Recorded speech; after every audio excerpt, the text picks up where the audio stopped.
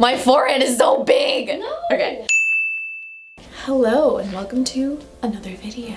So last week I asked on Instagram which video I should make relating to the new year, and the winner was 2018 favorites. It was a much better year than the last several before that. I have a lot of great things to talk about. I've categorized it all. You know me. I will start off with books because that's one of the first things I started doing in the new year was reading more. I love reading. I've always loved reading. I was that kid in school that got in trouble for reading in my desk during the lecture. But as many adults do, I got to the point where I'm like, oh, I don't have time to read, but I have so much time to read. I replaced scrolling on Instagram with reading before bed. Only read 7 books. I was reading one every month for a while, but then around July I'd been reading the same one since then until the end of the year. But some of my favorite books that I read, 4 out of the 7 were related to minimalism. Something about reading is just inspiring to me. I love self-help books and nonfiction. Those are my favorite types of books to read. Here are a couple minimalism related books that I read this year, including the Bible, Minimalism, Living a Meaningful Life by the Minimalists. If you haven't heard of them, they basically started the movement of minimalism. Joshua and Ryan, they have the website, theminimalists.com. This book changed my life and made me realize that quitting my job last February was the best thing I could have done. A more abstract form of minimalism would probably be this book, Give It Up, My Year of Learning to Live Better with Less by Mary Carla Magno.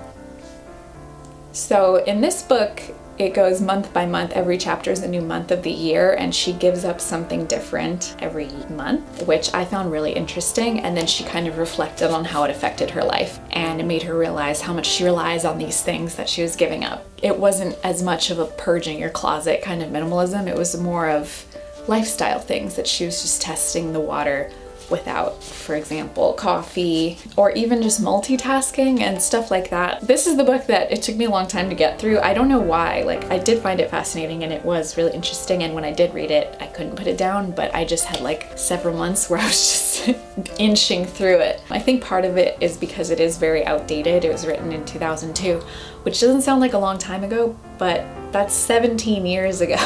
So there is a chapter about her giving up her mobile phone, which is something you just can't really do in the modern day, but in 2002, not many people had mobile phones. So there's just a lot of things that you'll have to take with a grain of salt and sort of modernize it for yourself. But this is a really good read. And this one I read in maybe 2 days or something. It's amazing. I borrowed it from my friend Will. Thanks, Will. Next up is one of my favorite things in the entire world, music.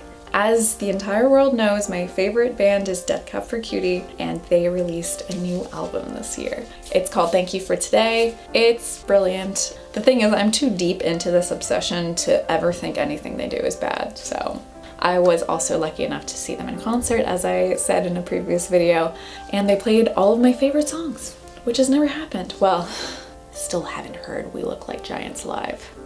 My favorite song on this album is the 4th track, Your Hurricane. I heard it for the first time and immediately wanted to get lyrics of it tattooed on my body. Just one listen, and I'm committed for life. That tells you how good it is.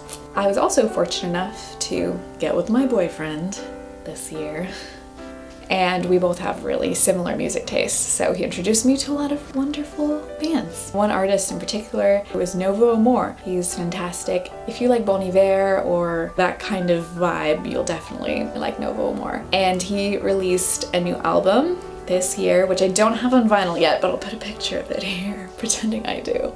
It's beautiful. I don't know how many times I've listened to it since it came out. It was only a few months ago that it came out. I think I listened to it every single day. His voice is just so vulnerable and real, and his lyrics are so poetic, and it is just such a great album. So thank you, Rainier, for showing me. Keeping on the music theme, but transitioning to television, my favorite show of all time I discovered this year, thanks to my best friend Kitty. She introduced me to Crazy Ex-Girlfriend.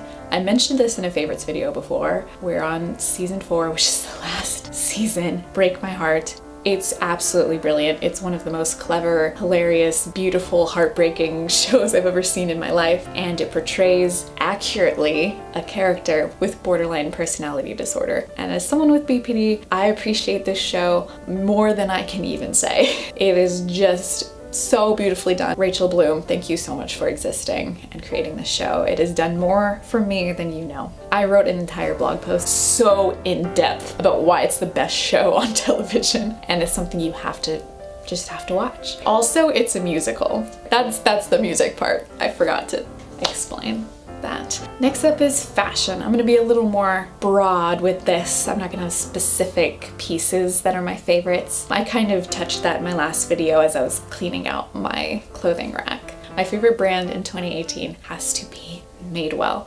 I started my interest a little bit in 2017, but I was mostly just getting lucky in thrift stores or in big sales. But then I would start thrifting and find more and more, and I bought some things for full price, but they have amazing student discounts, coupons and sales all the time. This cute little sweater is from Madewell. I feel like all of my modern clothes are Madewell. It's modern, but it has vintage charm. Like, this is so 1960s. I'm still kind of researching how ethical they are. It's very inconclusive. So if you know more about that, please let me know. Most of my Madewell is secondhand. I think I've only purchased like 1 or 2 things in the actual store, and I have a lot.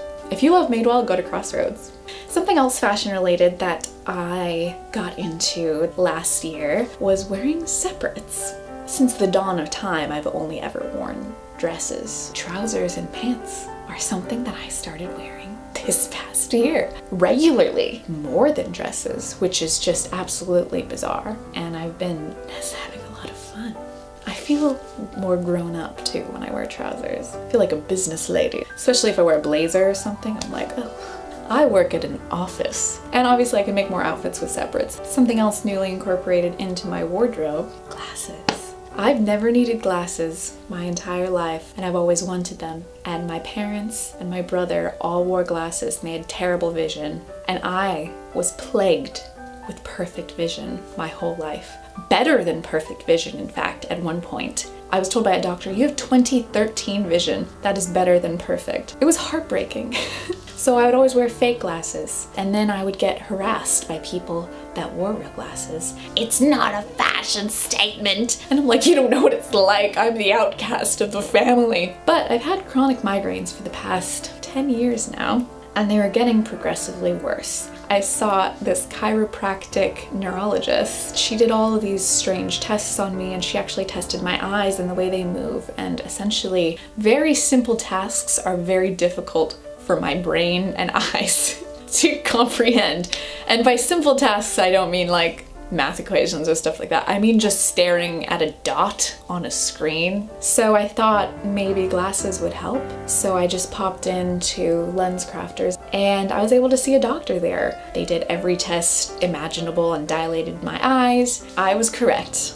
I needed glasses. So I went to Oliver Peoples and I got my dream glasses. They're the exact ones Zooey Deschanel wears on New Girl. Anyway, I love them and they go with everything. And I can see. Next we'll be talking about beauty. So it's no secret that my favorite beauty discovery of this past year is Glossier. I have nothing but good things to say. I use their skincare, their makeup, their perfume.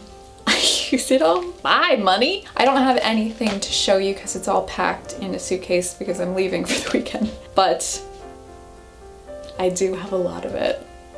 Believe me. Anyway, like I said in my first ever Glossier haul, they came to San Francisco and had a little pop-up. And so I tested everything and then bought everything. That's where all my money went in 2018. 2018 was my year of cruelty-free everything. I would say that's another favorite, is also just the idea of discovering, or the process of discovering new brands that are cruelty-free. Whatever Haley's making smells really good, so that's my cue to go eat some food. I hope you enjoyed this video, and happy 2019. I look forward to discovering new favorites in the year. Bye now!